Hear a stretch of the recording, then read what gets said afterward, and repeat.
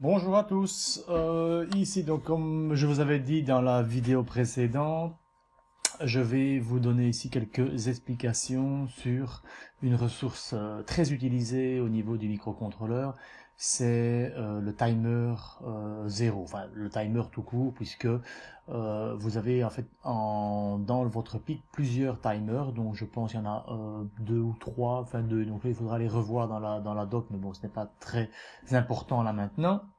Donc vous avez notamment le timer 0 qui est le timer, je veux dire, de base, qui peut être utilisé dans différentes applications.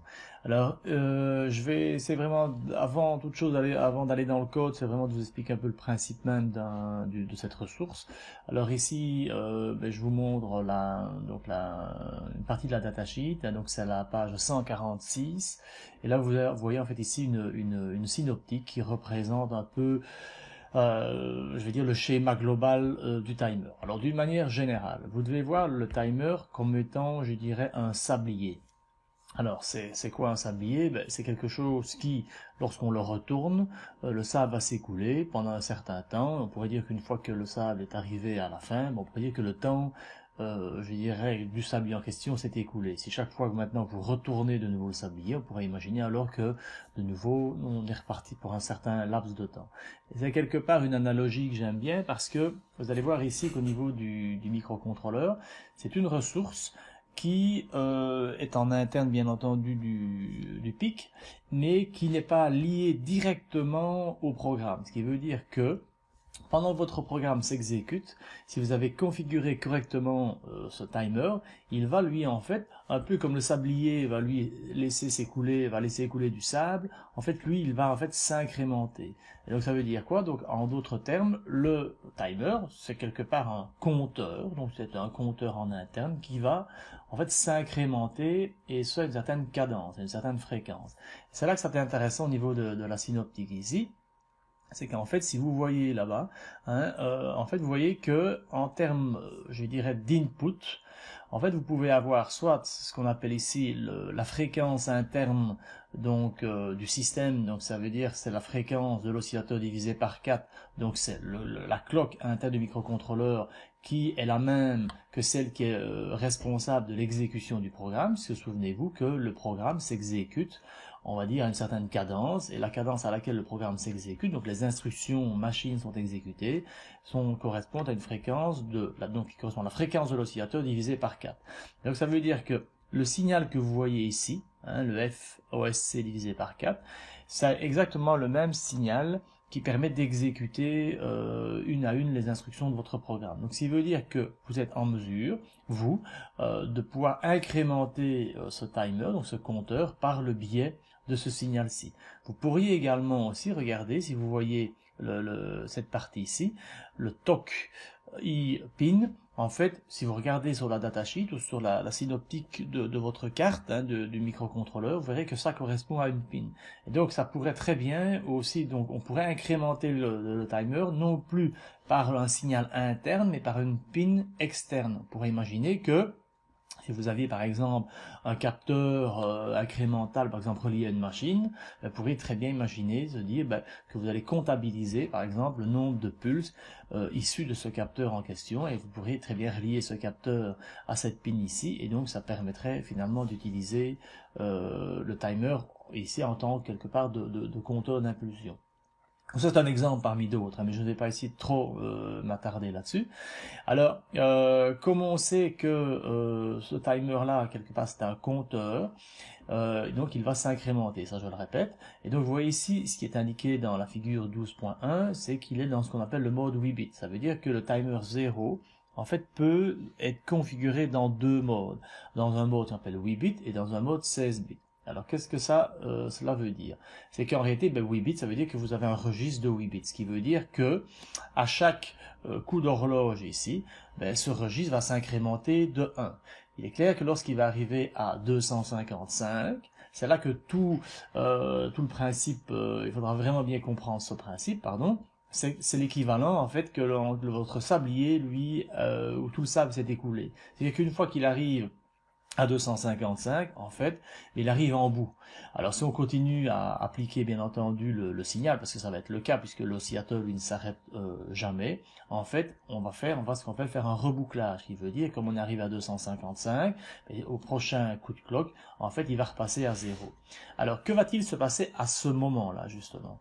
C'est là que de nouveau la notion d'interruption qui a été vue dans la vidéo précédente a tout son sens. C'est qu'au moment du débordement, en fait vous voyez ici que, regardez le set TMR 0 IF on overflow, ce qui veut dire qu'il y a un flag, au même titre que les flags que vous avez utilisés lorsque vous aviez un changement d'état sur la pin int 0 ou int 1, souvenez-vous, mais en fait à chaque débordement, vous allez avoir le flag en fait ici qui va passer à 1. Qu'est-ce que ça aura pour effet le fait que ce flag passe à 1? C'est que ça va alors générer une interruption si on les a autorisés. Donc ça, on est dans le même principe. Et ça vous permettra donc bien entendu de savoir que votre timer est arrivé en bout de course, en bout de comptage. Et donc vous savez à ce moment-là que vous devez réagir. C'est comme votre sablier, lorsque le sable s'est écoulé, vous avez envie de faire quelque chose. Et donc ici c'est le même principe. Donc voilà, mais ici on va gérer, si vous voulez, le flag TMR 0 IF. Alors, qu'est-ce qu'on peut aussi dire? Vous comprenez bien entendu que le laps de temps qui va s'écouler entre chaque débordement, d'accord, va bien entendu, si on travaille en 8 bits, dépendre du signal, par exemple ici, appliqué à l'entrée de notre timer. Et donc, après 255 à 256 coups d'horloge, vous allez avoir ici un débordement. Donc, le temps qui s'écoulera entre deux débordements dépendra bien entendu de la fréquence ici. Or, cette fréquence-là dépend de la fréquence de votre oscillateur.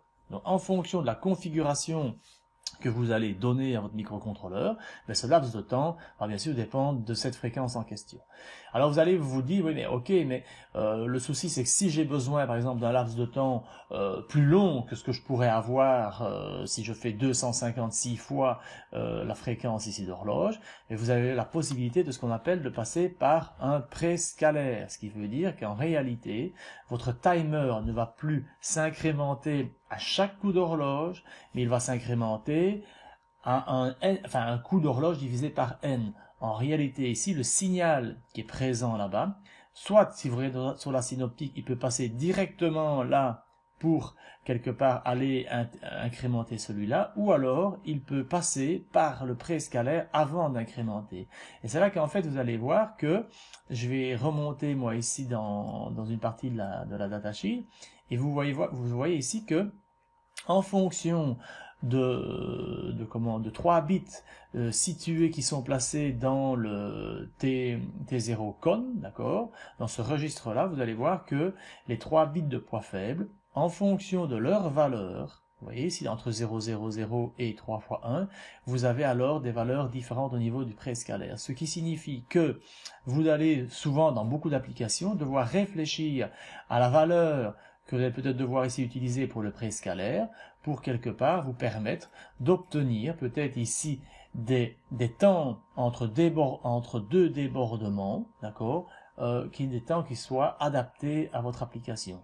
Donc ici, j'ai envie de dire, vous ne devez pas encore essayer de comprendre qu'est-ce qu'on peut, ou du moins quelle est la valeur que vous devez placer dans le préscalaire. Ça dépendra bien entendu de votre application. Simplement, j'attire votre attention sur le fait que au départ, par exemple, vous avez un signal d'horloge qui dépend de votre quartz. On sait que le timer va s'incrémenter à chaque coup d'horloge, dans le cas où on n'a pas de préscalaire, et que à chaque débordement, on a ici la génération d'une interruption. Mais si ce laps de temps entre deux débordements n'est pas adapté à votre application, par exemple vous aimeriez avoir un laps de temps plus grand, alors la seule manière, une des manières que vous allez avoir à votre disposition, ce sera alors de dire, mais je n'attaque plus l'incrémentation de mon timer 0 directement par le signal d'horloge, mais je passe d'abord par un préscalaire, donc un diviseur, qui lui quelque part va vous permettre à ce moment-là alors que d'augmenter votre temps, puisque si on divise la fréquence, on va incrémenter le timer à une vitesse beaucoup plus lente, d'accord? Et donc ça vous permettra justement d'agir sur le système. Si par contre maintenant vous vous dites pour la fréquence d'horloge qui est donnée par la fréquence de votre quartz, vous vous rendez compte que j'invente moi que chaque débordement a lieu tous les je vais dire 150 microsecondes par exemple. J'invente. Hein. Imaginons que vous aimeriez avoir un débordement non pas tous les 150 micros, mais par exemple tous les 75 microsecondes. Alors qu'est-ce que vous avez la possibilité de faire? Vous n'allez pas pouvoir augmenter la fréquence de votre quartz. Vous ne savez pas diviser par moins que, je vais dire, 1. Et donc, en fait, qu'est-ce que l'on va faire? On va en sorte, à chaque débordement, on va déjà alors, donner une valeur au timer, non pas 0, mais par exemple une valeur n, par exemple 152. Et donc, que va-t-il se passer à ce moment-là? Le temps qui va s'écouler sera plus court, puisque comme on aura déjà chargé le timer à une certaine valeur, en fait, le débordement aura lieu plus vite. Et ça, vous allez voir qu'on va pouvoir, je vais vous montrer tout ça au niveau du programme. Alors, vous voyez aussi que, bien entendu, tout cet aspect que je viens en fait d'énumérer de configuration, soit le choix entre la fréquence interne, soit le choix entre la pin, une certaine pin d'entrée du microcontrôleur, soit le choix au niveau du préscalaire, etc. Tout ça sera de nouveau configuré par l'intermédiaire d'un registre. Il faudra bien entendu regarder chacun des bits, à quoi ils sont destinés, quel est le rôle que chacun de ces bits joue. Et là, il faut bien sûr décortiquer la datasheet ici, de bien comprendre ce que chacun des bits a comme rôle sur le fonctionnement du système. Par contre, regardez, si je prends ici par exemple le bit 7, vous voyez tout de suite que le timer, soit on l'utilise, soit on ne l'utilise pas, ou je veux dire on l'active ou on ne l'active pas. Regardez ici, voilà, le bit TMR0 on, en fonction de sa valeur 0, vous voyez tout de suite que soit le timer est activé, soit il n'est pas activé. Et ça, tout dépend bien entendu de ce qui va se passer au niveau de votre programme. Alors, là, je ne peux pas non plus, sur quelques minutes, faire un cours vraiment très détaillé sur cette ressource, parce que de nouveau, c'est en fonction des besoins d'un exercice où on va alors regarder comment est-ce qu'on peut l'utiliser. Peut-être avant d'aller plus loin, je vais quand même ici attirer votre attention que le timer 0 peut être utilisé dans deux modes, ce qu'on appelle 8 bits ou 16 bits. Alors, je pense que vous l'aurez compris tout de suite. C'est une manière également d'augmenter le temps de débordement, puisque on sait que si on travaille sur 8 bits, on va de 0 à 255, pardon, mais si vous allez sur 16 bits, vous allez étendre bien entendu la valeur, puisque vous aurez jusque 65 000 et quelque chose. Donc, ça veut dire qu'à en tous les cas, si vous travaillez en 16 bits, vous pourriez aussi comme ça obtenir, en plus que de modifier aussi, en plus de modifier le préscalaire, obtenir aussi des débordements beaucoup plus longs. Donc je le répète, tout ça dépend du système dans lequel vous êtes, donc dépend de l'exercice, dépend de l'application dans laquelle vous vous retrouvez. Toujours est-il que, en fonction de la valeur du bit 6, vous pouvez placer le timer en mode 8 ou en mode 16 bits. Alors plus bas dans la datasheet, regardez, ça c'est la synoptique du timer en mode 8 bits. Et si je vais plus bas, vous voyez ici plus ou moins la même synoptique, mais cette fois-ci, vous voyez que c'est un peu plus complexe parce que on va travailler, puisqu'on travaille en mode 16 bits, on va devoir travailler avec deux registres, le timer 0L et le timer 0H, puisque c'est le byte de poids faible et le byte de poids fort. Mais le principe, si vous voulez, reste le même. Donc dans la datasheet, vous avez aussi d'autres explications qui accompagnent, ou plutôt qui peuvent venir en complément de ce que je vous explique ici. Alors ce qui est toujours intéressant aussi dans la datasheet, c'est que pour chacune des ressources, vous voyez ici qu'il y a souvent un tableau récapitulatif de tous les registres qui sont censés avoir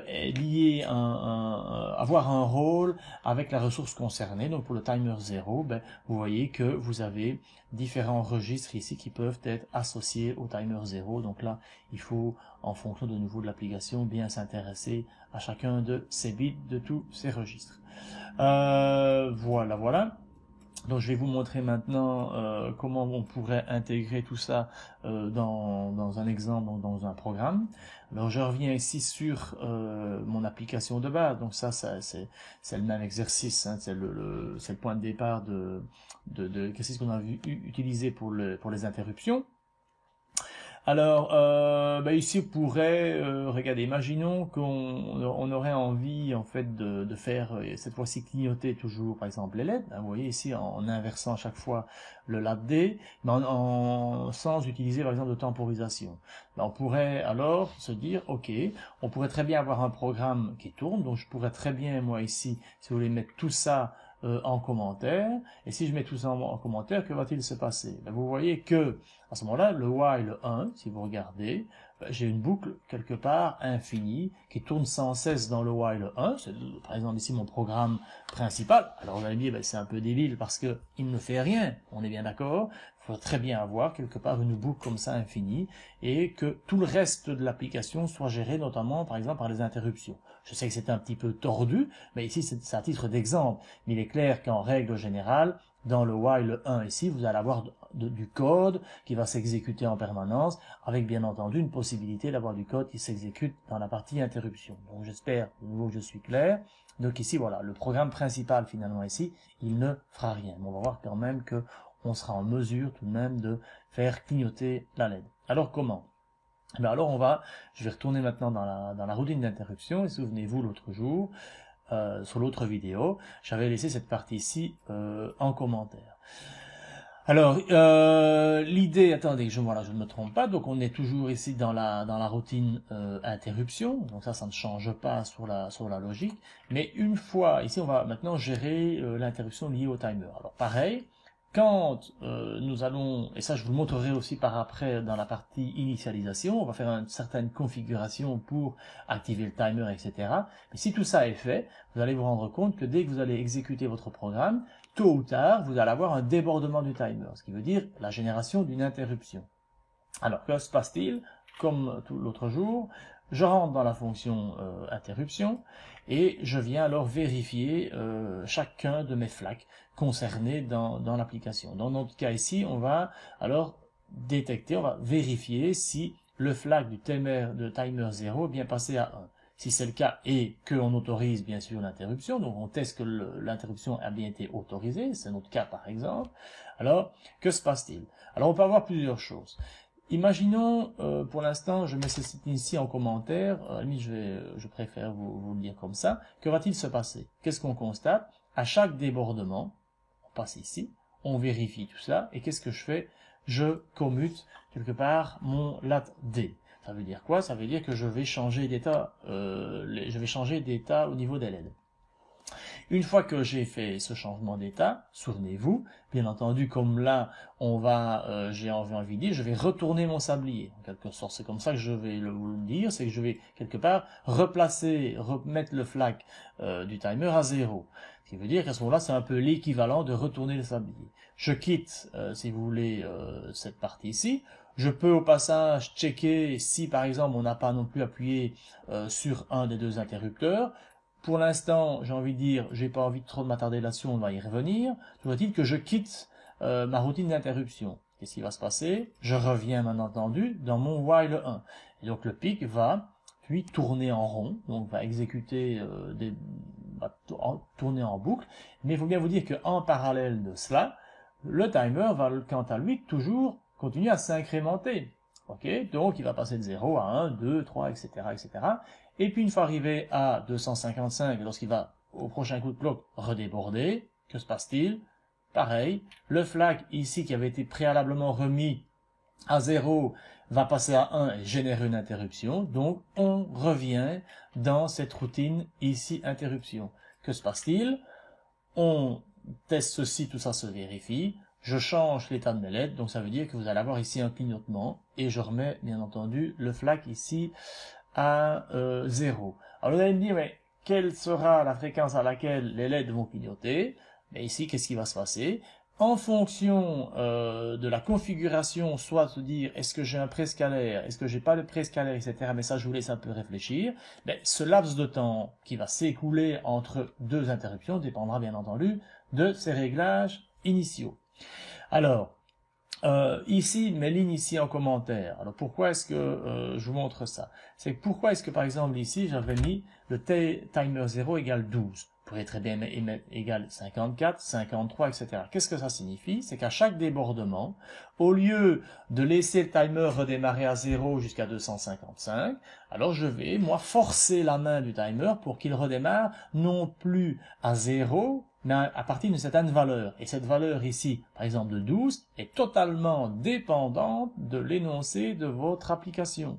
Et donc c'est à vous à réfléchir par rapport au temps qui doit s'écouler entre deux débordements, donc je le répète par rapport à la fréquence d'horloge, etc., de vous dire, ben tiens, à quelle valeur il serait judicieux déjà de charger mon timer pour que mon débordement parvienne ou le débordement se fasse selon une période qui est définie par les besoins de votre application.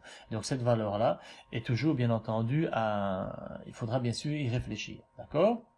Alors, cette ligne-ci, ici, si vous voulez, je ne vais pas trop vous en parler maintenant, je vais y revenir par la suite, mais vous pourriez, voilà, donc ici, vous dire, ben, est-ce que je dois la charger à une certaine valeur, est-ce que je laisse à 0 pour aller de 0 à 255, etc., etc.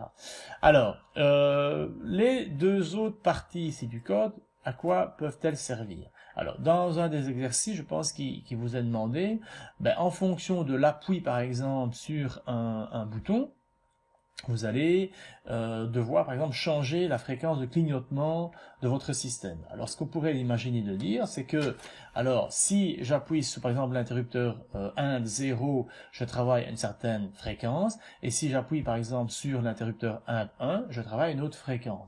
Alors, comment est-ce qu'on pourrait faire en sorte que le fait d'appuyer sur les deux interrupteurs fasse que la fréquence de clignotement, par exemple, des LED change? Ben, par exemple, on pourrait se dire, ben alors, on modifie, par exemple, la valeur du préscalaire de ce fait-là.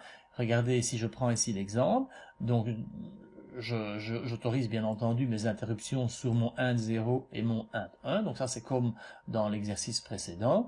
Et en fait, si j'appuie sur un des deux interrupteurs, on va détecter le fait qu'il y ait une interruption liée à ces interrupteurs, et regardez ici, je peux alors à ce moment-là modifier, par exemple, le registre T0 con, notamment les bits tops, d'accord? Si vous regardez, je reviens sur la datasheet, ici, regardez le zoom, ok, voilà, ici le tops là-bas, et en fonction de leur valeur, vous allez modifier le préscalaire. Et donc de ce fait-là, lorsque vous allez appuyer sur un interrupteur, vous pourrez très bien donner une autre valeur à votre préscalaire pour que justement à ce moment-là, le débordement, puisque on va incrémenter le timer à une fréquence différente, vous allez comme ça pouvoir alors modifier le clignotement finalement de vos LED ici, par le fait de changer dans une autre partie du code, quelque part, la valeur du préscalaire. Et donc dans le cas ici, si j'appuie sur l'interrupteur 1, 0, je vais passer le préscalaire, disons, à 128, et si j'appuie sur l'interrupteur 1, 1, je vais positionner mon préscalaire à 256. Donc là, on voit tout de suite qu'entre ces deux cas de figure-là, vous allez avoir une variation de fréquence égale à 2, puisque là, on va en fait, si le préscalaire à 256, vous allez alors déborder 2 fois moins souvent, 2 fois moins vite que si vous êtes à 128. Alors, qu'est-ce que je peux encore dire d'autre par rapport à cela? Alors pourquoi ici, si vous voulez, donc cette ligne-ci en réalité n'a pas beaucoup d'importance parce que le préscalaire, en fait, vous n'êtes pas obligé de le réaffecter ici. Je veux dire, cette ligne n'est pas utile, mais en fait, soit vous allez bien sûr l'initialiser, on va le voir comment, au démarrage de votre pic, et alors vous pouvez aussi l'adapter au niveau de votre programme, donc dans ce cas-ci, en fonction de l'appui sur les interrupteurs. Voilà, alors je vais justement vous montrer une partie supplémentaire que j'avais laissée en commentaire lors de la dernière vidéo. C'était justement cette partie ici. De nouveau, dans la partie init, bien entendu, avant de faire quoi que ce soit, vous allez alors placer le timer dans un certain mode, vous allez le configurer pour pouvoir l'utiliser correctement. Alors, une des premières choses ici qu'on pourrait faire, c'est d'activer le timer 0, par le biais de ce bit-ci. Donc là, de nouveau, je vous réfère à la datasheet, voilà, pardon, Ok, voilà ici. Donc autant pour moi, voilà, excusez-moi. Voilà, donc notamment ce bit-ci, ça je n'y reviens plus. Vous pourrez aussi alors lui dire de travailler en mode 8 bits. Donc ça, je vous invite de nouveau à aller voir la signification de ce bit-ci. Et là ici, regardez timer 0 sur clock. Ça signifie que justement vous allez configurer votre timer pour qu'il s'incrémente non pas par une pin externe mais par la ressource, par la clock interne du système. C'est ici, voilà, c'est cette ligne-là.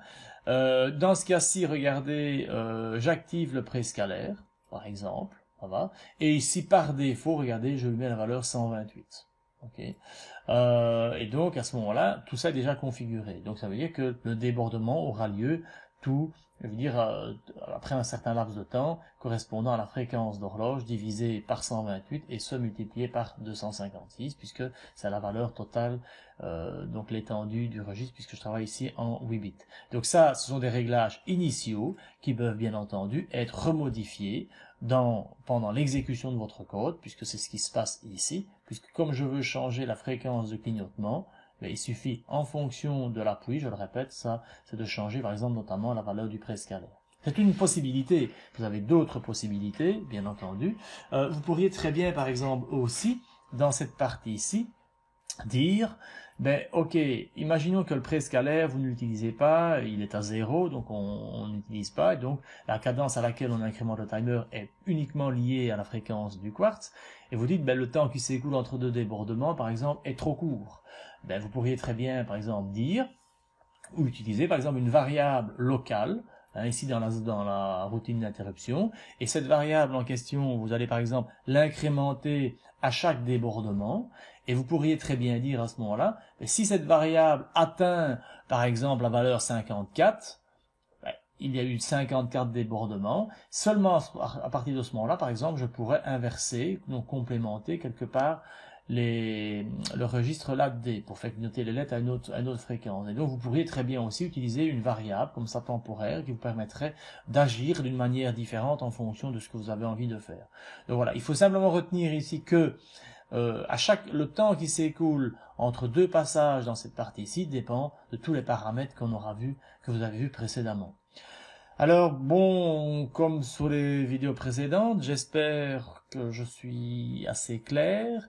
Voilà, donc n'hésitez pas bien sûr à me poser vos questions en commentaire de la vidéo pour peut-être de nouveau affiner ou apporter des informations supplémentaires.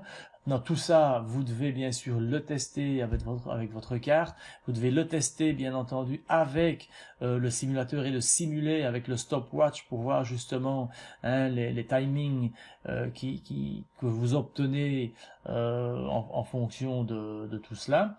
Donc ça, je pense que comme je vous ai déjà montré ça à plusieurs reprises, je pense que vous êtes maintenant en mesure de pouvoir le faire seul. Je vous le répète, vraiment le debugging avec le stopwatch, la vérification des variables, c'est vraiment, je pense pas que ce soit quelque chose de difficile, mais c'est quelque chose que vous devez vous exercer. Ça ne vient pas, c'est pas inné, il faut vraiment un peu de pratique, mais voilà, il faut se lancer, aller revoir peut-être les vidéos précédentes, pour justement revoir un petit peu les mécanismes, et c'est hyper important de bien jongler avec cela pour justement bien maîtriser le code, bien maîtriser tout ce que vous avez voulu faire à votre programme. Voilà, donc je vous souhaite une bonne lecture à vos travail, et donc je le répète, n'hésitez pas à me poser vos questions en commentaire.